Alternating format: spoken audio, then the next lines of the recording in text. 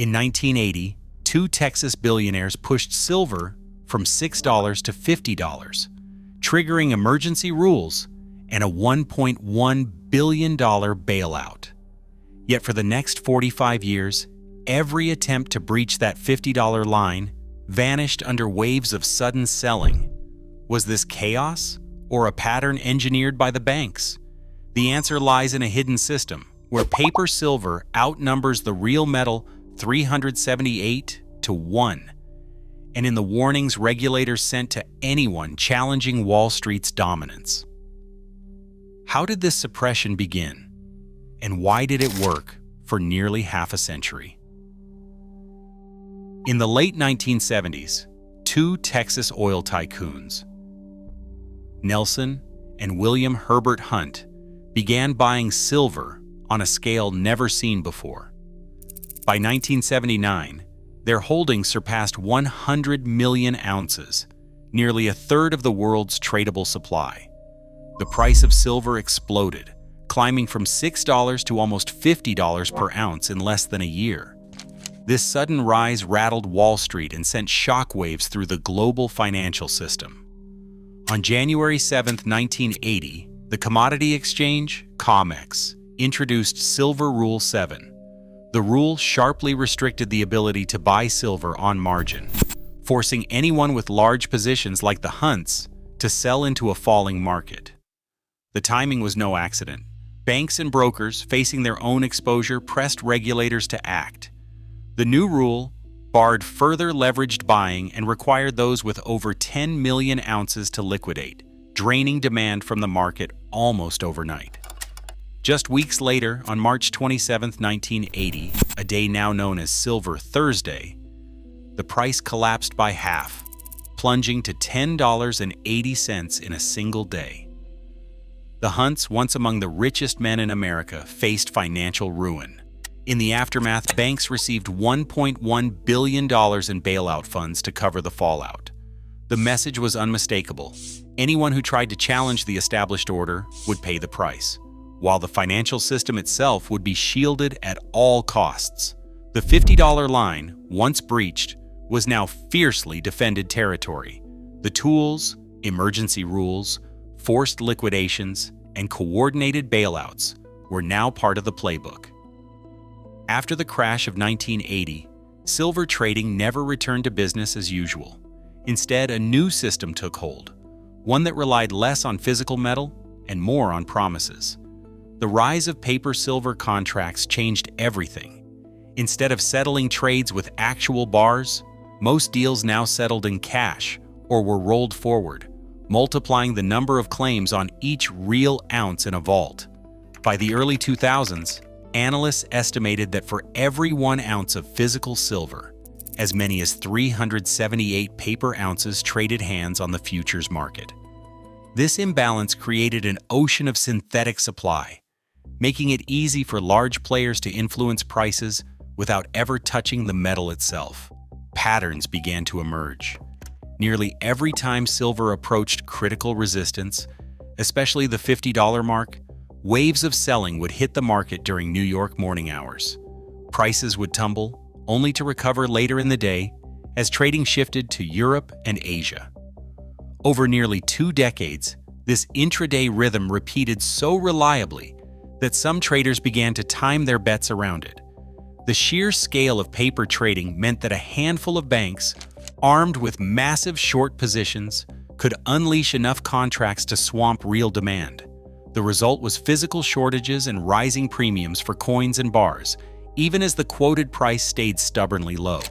For those watching the tape, the message was clear. Silver's price was being steered, not discovered.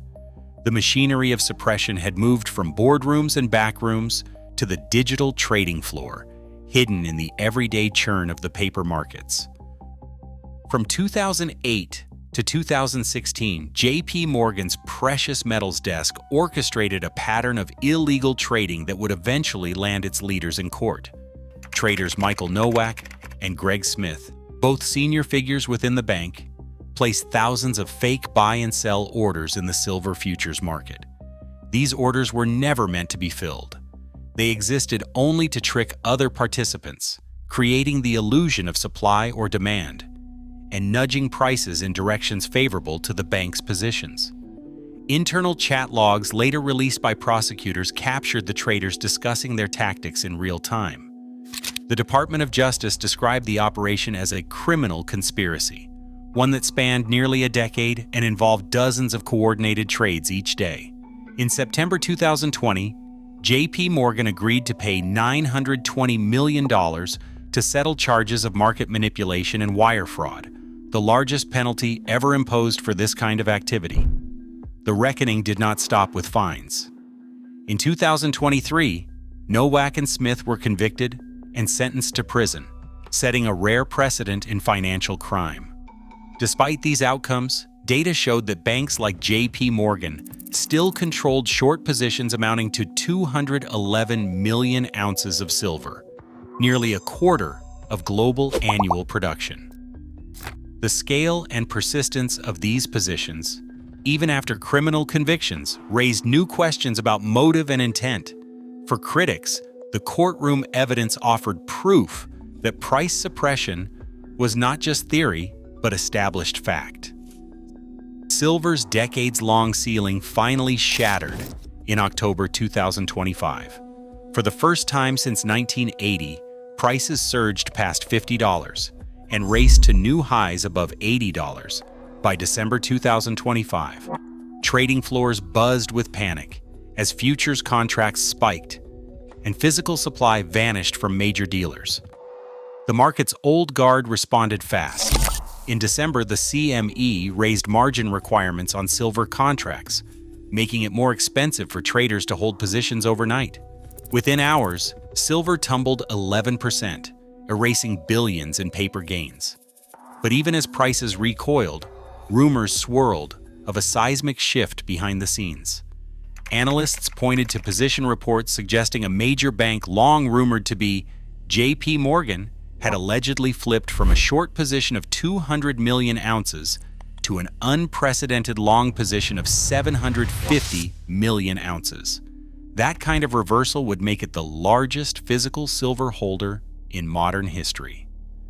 The pattern echoed the playbook of 1980, when prices ran and the exchange intervened. Yet this time the scale was global, and the stakes were far higher. Every move now threatened to ripple through the entire financial system. On October 31, 2025, the New York Federal Reserve began a series of emergency cash infusions, quietly moving billions of dollars to select banks behind closed doors. Over the next 2 months, these injections followed a steady rhythm. Roughly every third business day, new funds arrived, each round adding to a growing tally that would surpass $50 billion by the end of the year, 2025. The official records, released as H-4.1 statements, listed the sums but omitted the names of the recipients. Analysts, piecing together balance sheet shifts and market footprints, pointed to J.P. Morgan, HSBC, and UBS as the most likely beneficiaries. The timing was no coincidence. Silver's price surge had left banks with massive exposures, and the normal channels for overnight funding were showing signs of stress.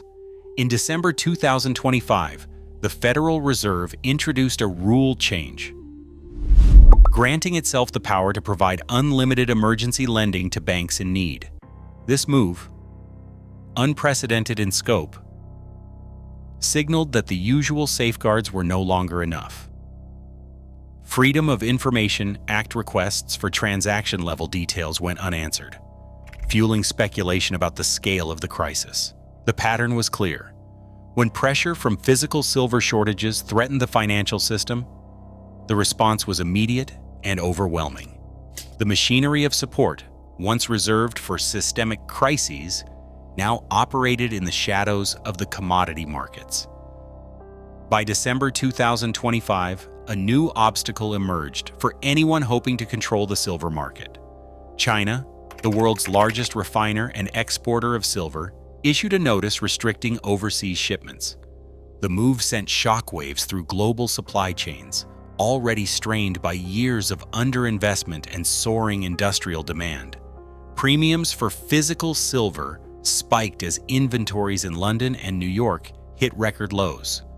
Dealers reported delays stretching from weeks to months, while manufacturers in solar and electronics scrambled to secure enough metal to keep production lines running.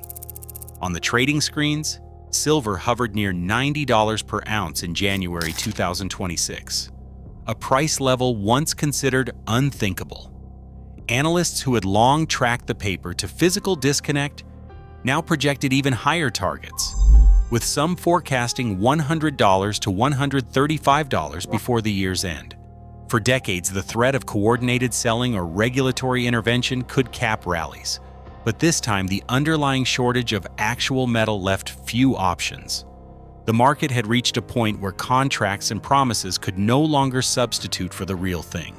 In this new reality, the power to set the price belonged not to the banks or exchanges, but to those who held the metal itself. Now, with silver trading near $90 per ounce and global shortages mounting, the old playbook is breaking down. Central banks and regulators scramble, but physical demand is rewriting the rules in real time.